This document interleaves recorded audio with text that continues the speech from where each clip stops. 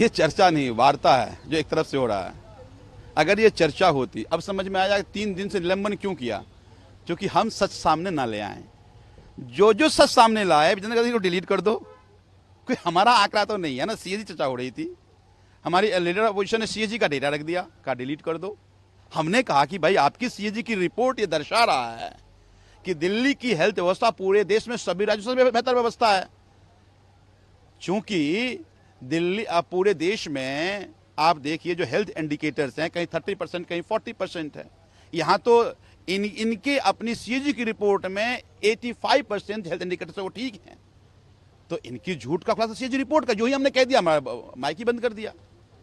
तो इसका मतलब ये है कि सच से घबरा रही है सरकार। सरकार घबरा रही है, समझ में आता है। चेयर को नहीं घबराना चाहिए था, चेयर को बात आना चाहिए था। चेयर, हमारे रूल बुक में चेयर के लिए पार्शियलिटी कहीं नहीं है। तो मुझे ये लगता है कि जिस तरह से सदन चला रहे हैं स्पीकर, ये सदन सरकार की एक तरह से प्लेटफॉर्म बना करके गाली गलौज करने का, गुमराह करने का प्लेटफॉर्म बना करके कर रहे हैं, जो मुझे लगता है कि ठीक नहीं है। अभी मुख्यमंत्री ने अपनी बात रखी सीएजी रिपोर्ट पे, उन्होंने कहा कि आपदा सरकार में अस्पताल भी एक तरह से बीमार हो गए, केवल अस्पतालों में पैसे खर्च, अस्पतालों का नाम चमकाने के लिए पैसे खर्च किए गए, करोड़ों रुपए मोहल्ला क्लिनिक पे खर्च किए गए, जिसकी कोई कहीं भी सार्थकता नहीं दिख रही है। हम तो कह रहे हैं ना कि आप फिर स्टेट से तुलना करेंगे ना आप। हम तो आधे स्टेट थे, आधे स्टेट में रोकने का, तमाम तरह की परेशान करने की कोशिश आपने खूब की। उसके बाद भी हमने, आप इस चीज़ कह रही है कि दिल्ली के हेल्थ इंडिकेटर सबसे अच्छे हैं। आप बताइए ना, वो गुजरात का है कैसे सीएजी रिपोर्ट क्या कहता है, मध्य प्रदेश का जो ही आंकड़ा रखते हैं बोलने से मना कर देते हैं। तो ये पिछले 4 दिन से ये सदन में गाली गलौज, तमाम तरह के आरोप प्रत्यारोप, कोई काम की बात नहीं हुई। और ये केवल इसलिए हो रही है कि जो उन्होंने वादा किया वो वादा पूरा नहीं कर पा रहे हैं।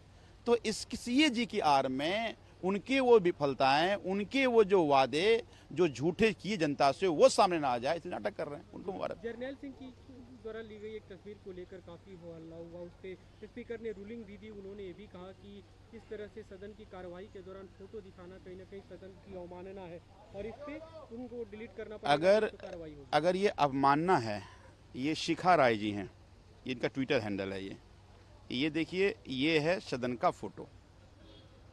तो अवमानना तो उस दिन भी था ना, उस दिन कार्रवाई कर लेते, आज वो नहीं होता।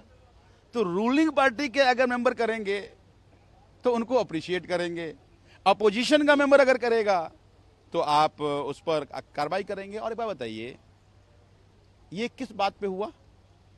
सदन में चर्चा हो रही है, एक भी मंत्री नहीं है।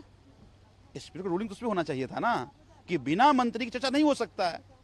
उस पर तो कोई रूलिंग नहीं आई।